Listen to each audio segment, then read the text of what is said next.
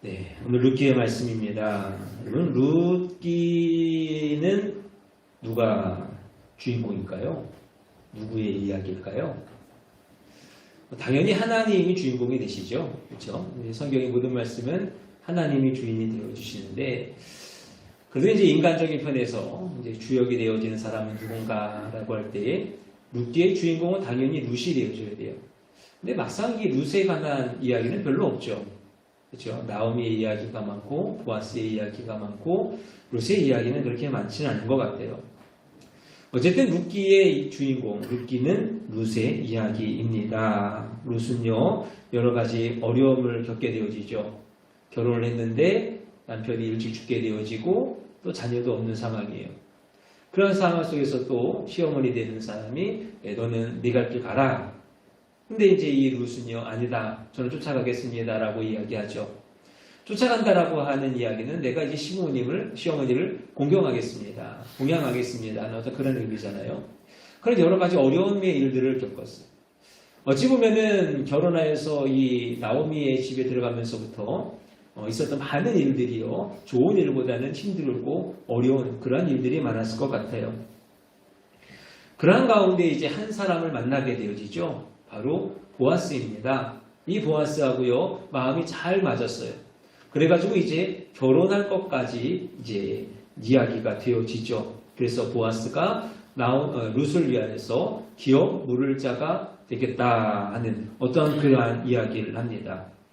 여러분 기업 물을 자라고 하는 것이 뭔가 하면요 이스라엘에게만 있는 독특한 그러한 제도예요. 고엘 제도라고 이야기를 하거든요. 이 고엘 제도라고 하는 것은 공동체, 그러니까 가족이 되어졌든지 친척들이 되어졌든지 그 안에서 서로가 생명과 재산과 또 그 기업을 보호해 주는 것.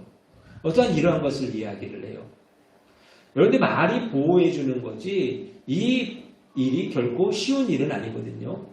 왜냐하면 생명이 되어졌든지 재산이 되어졌든지 기업이 되어졌든지 내가 그것을 보호해 주려면요 때로는 내가 희생해야 되고 내가 손해를 봐야 되고 또 내가 어려운 일을 겪어야 될 수도 있어요.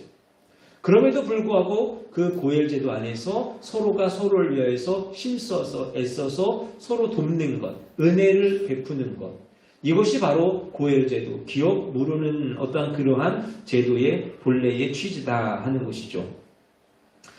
그래서 보아스가요 이제 그 기업 물을 자가 되어주기 위하여서 자기보다 먼저 되어진 앞선 순위에 있는 기업 물을 자와 담판을 지으려 합니다. 다음날 성문으로 나아가요. 여기서 성문이라고 하는 이야기는 뭐냐면 이 당시에는 성문이 재판하는 자리, 어떠한 법적인 것을 결정하는 자리, 그런 자리예요. 그래서 거기서 행해지는 모든 일들은요 다 공식적인 거예요. 합법적인 거예요. 조금도 잘못된 것이 없는 것. 그러니까 이 보아스가 룻과 결혼하는 어떤 그 기업을 무르는 것에 있어서의 합법적인 절차를 진행하고자 하는 어떤 그러한 의도가 되어지는 것이죠. 자, 그러는 가운데 얼마의 시간이 지났습니다. 마침 기업 물을 자가 지나가는 거예요.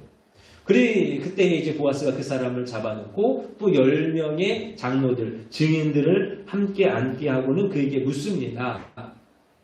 엘리멜렉이라고 하는 사람이 있는데 그가 모압 지방으로 이제 이주를 하게 될 때에 그의 땅을 다 팔았다고 하는 거죠. 근데 이러저러 해가지고 이제 그의 아내 나오미가 돌아오게 되어졌는데 이제 그 엘리멜렉이 팔았던 그 땅을 우리가 다시 사서 그에게 주어야 될 것이다. 기업을 무르는 어떠한 그러한 일을 해줘야 될 것이다. 라고 이야기하면서 내가 그 일을 하겠느냐? 못하겠다면 내가 그 일을 하리라. 하는 어떠한 그러한 질문을 합니다. 자, 그때에 이 사람이 어떻게 대답합니까? 하겠다라고 이야기를 하죠. 여러분, 이 땅이라고 하는 것이 지금 우리나라도 땅이라는 것은 귀한 거죠. 이것을 사고 파는 그 일에서는 많은 돈이 오가게 되어지거든요. 이 이스라엘도 마찬가지예요.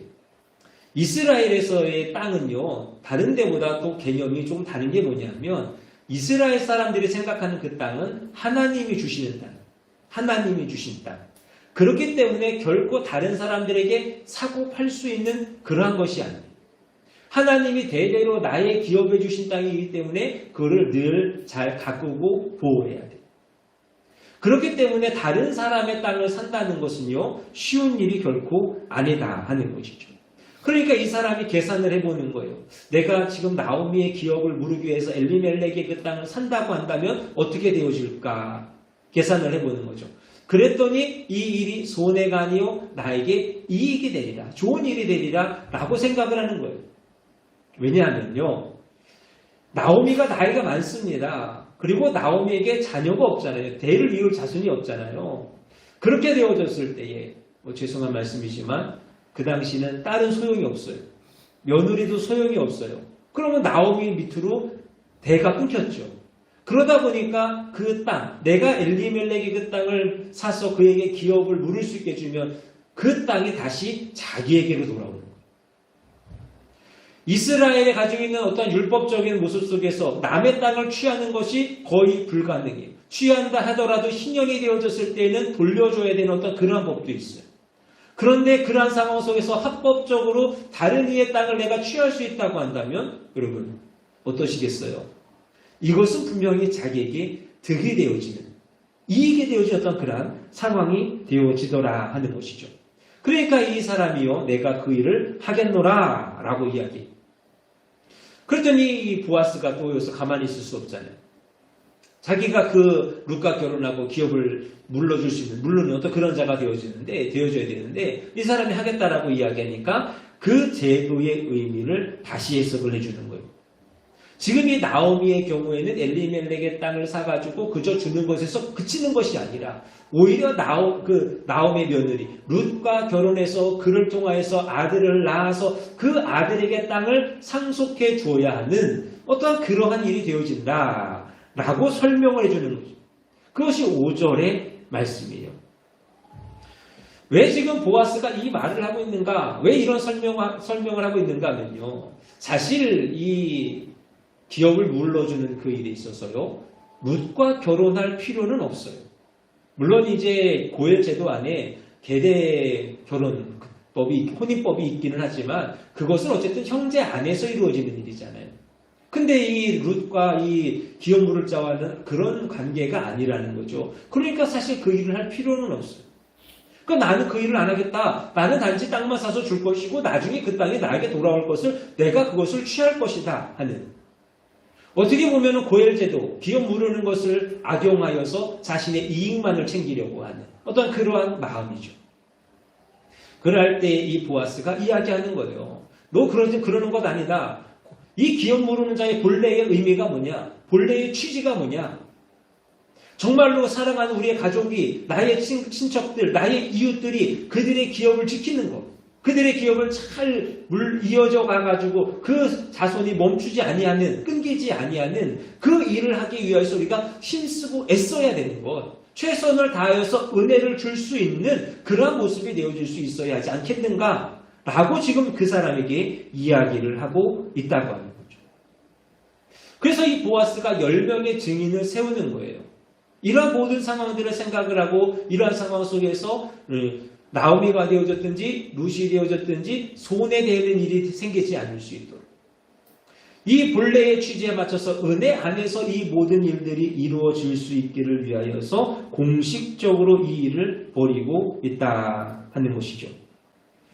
결국 보아스의 설명을 듣고 나서 이 사람이 어떻게 합니까? 못하겠다라고 이야기를 해요. 못하죠.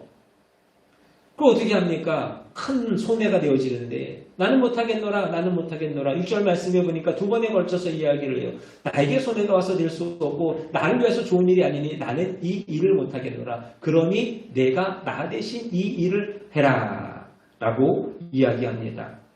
여러분, 방금 전까지만 해도 어떻습니까?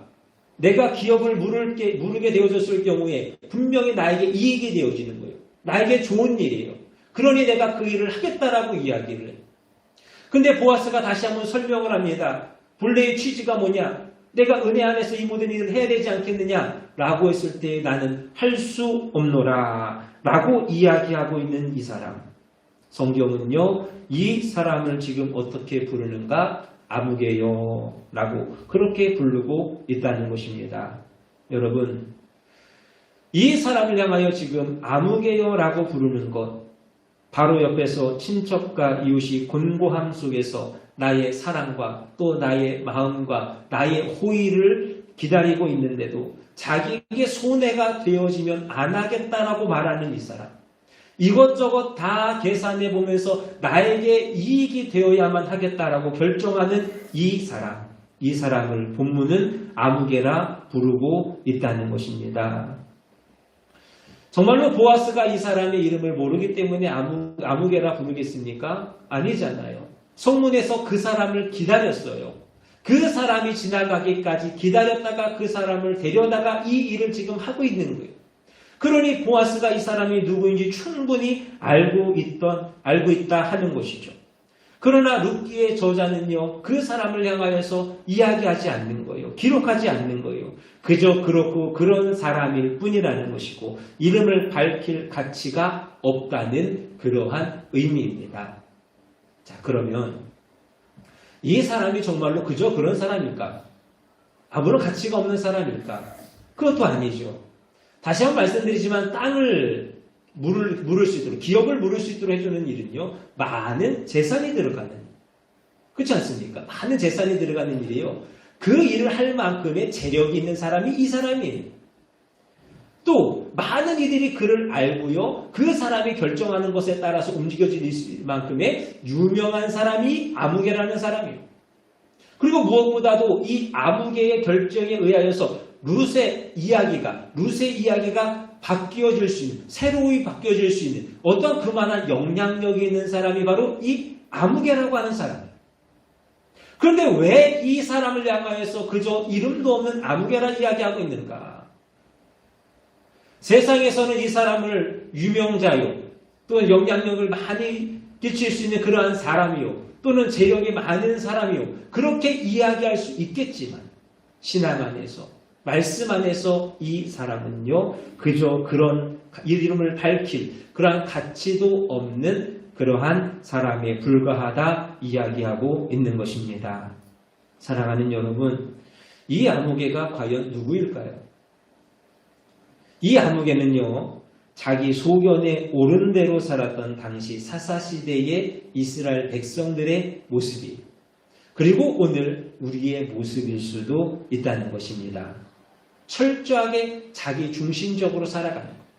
이것저것 하나씩 다 계산해 봅니다. 손해가 되어질 것인가, 이익이 될 것인가 다 계산해 보는 거예요. 그리고 그 안에서 판단하고 결정하고 진행하는 사람.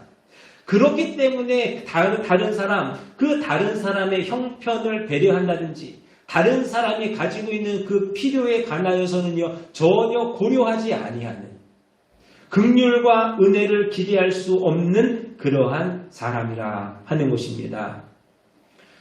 물론 이 사람이 이렇게 한다고 해서 법적으로 잘못된 것은 아니죠.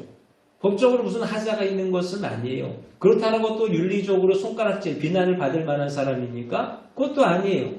당장 나한테 손해가 되어진다라고 하는데, 나한테 손해가 와서 내가 그 일을 안 하겠다라고 하는데, 그걸 가지고 누가 뭐라고 하겠어요?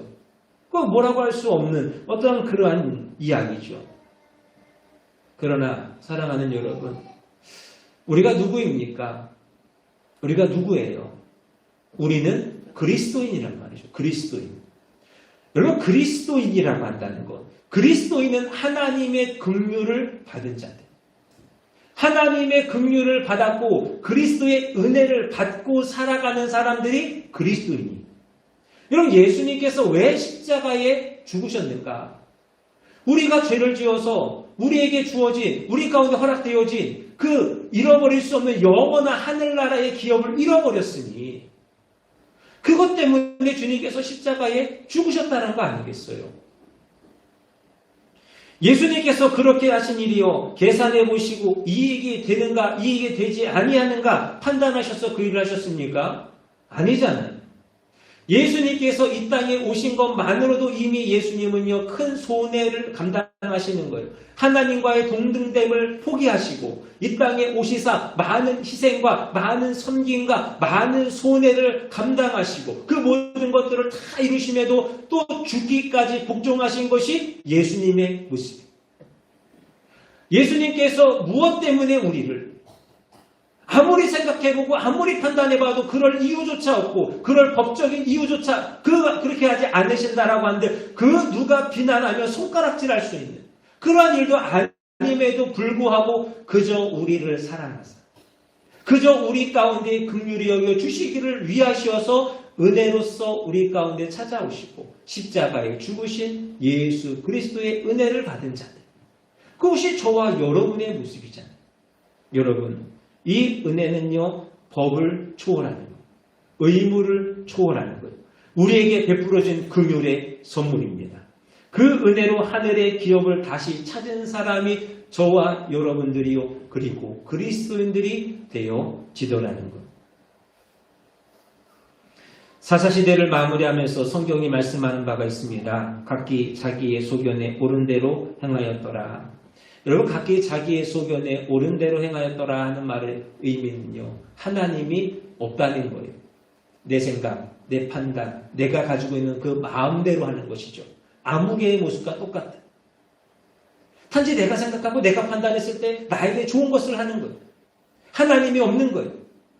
그러나 우리 그리스도인들은 어때야 됩니까? 우리 그리스도인들에게는 하나님이 계시고 하나님의 은혜가 있잖아요. 그러니 우리는요 그 하나님의 은혜를 기억하며 살아갈 수 있어야 한다는 것이죠. 그렇기 때문에 우리는 법을 지키는 것, 다른 사람들에게 비난받지 않을 만큼의 윤리를 지켜 나아가는 것, 그것에 만족하여서 살아가면 안 된다고 말씀드리는 거예요. 여러분 요즘 세상이 얼마나 악해요? 얼마나 이기적인 사람들이 많습니까? 그래서 그런지요 법을 어기지 않는 그것만으로도요 칭찬을 받아요. 얼마 전에 보니까 연예인 중에 누가 성실납부자인가요? 성실납세자인가요? 그걸로 이렇게 위축이 돼가지고 성실납부한 것에 관해서 혜택을 받는데요. 뭐 이렇게 뭐 세금도 좀 감면이 되고 뭐 비행기를 타면 그것도 어떻게 뭐 이렇게 또 되고 뭐 공영주차장 같은 데를 가도 좀 뭐 혜택이 되고 뭐 여러 가지 혜택이 많더라고요. 근데 여러분 세금 잘 낸다고 해서 그것이 칭찬받을 일입니까? 당연히 해야 될 일이잖아요. 또 윤리적으로 비난받을 일을 하지 않는 것만으로도 야, 너 참 착하게 잘 사는구나 하고 존경을 받는 그러한 시대가 바로 오늘 우리의 시대입니다. 바라기는 이러한 때에 저와 여러분들 이 땅을 살아가는 그리스도인으로서 법과 그 윤리 안에서 성실하게 잘 살아가셨으면 좋겠습니다. 이렇게 말씀드리는 저도요 마음에 막 찔림이 늘 주죠. 제가 가끔 말씀을 드리지만 운전하다 보면 어쩔 수가 없어요. 이 마음대로 잘 안 돼. 그러나 우리는 그리스도인이니까 법과 그 윤리 잘 지켜 살아가야죠. 그리고 더 나아가서 그것에서 만족하는 것이 아니라 법과 윤리와 의무의 차원에서만 사는 것이 아니오. 그것으로 만족하지 말고 그것을 뛰어넘어서 은혜의 차원에서 살아갈 수 있는 우리가 될 수 있기를 주님의 이름으로 축원드립니다. 우리는요 은혜 안에서 살아가잖아요. 우리는 하나님의 은혜요 예수 그리스도의 은혜 안에서 살아가잖아요. 그러니 그 받은 은혜대로 살아가야지. 내가 은혜를 받았으니 그 은혜를 나누면서 살아가야죠. 나는 은혜를 받기만 하고 그 은혜를 나누지 않는다고 한다면 어리석은 부자와 다를 바가 무엇이 있겠습니까? 주님 하나님 말씀하시잖아요. 이 어리석은 부자야. 내가 은혜를 받았으니 그 은혜 가지고 나눠야지. 그 좋다고 그 참고 들리고 있으면 내가 네 생명 오늘 취하여 가면 그것이 무슨 의미가 있겠냐. 어리석다 말씀하시는 건 아니겠습니까? 여러분 은혜는 흘러가야만 합니다. 여러분 사도 바울을 생각해 보세요. 예수님의 큰 은혜를 받았잖아요. 구원함의 은혜를 받았잖아요. 그랬더니 그가 뭐라 그럽니까? 내가 죄인 중에 괴수로다. 그 말을 하면서요. 이제는 이방을 향하여서 생명을 그 복음을 전하기 위해서 생명을 걸고 나아가는 거예요.